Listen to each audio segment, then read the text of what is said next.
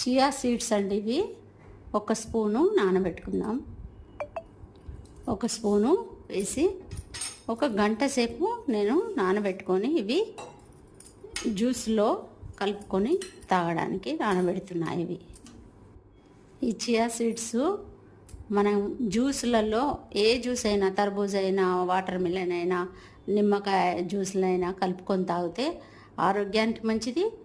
ఇది మనం ఎండపోయిన తర్వాత 4-5 గంటలకు తాగినా కూడా రాత్రి మంచిగా నిద్ర పడుతుందండి. నేను ఇది జ్యూస్లో కలుపుకొని తాగుతాను. మీరు కూడా ఒకసారి ట్రై చేసి చూడండి, మంచి నిద్ర వస్తుంది.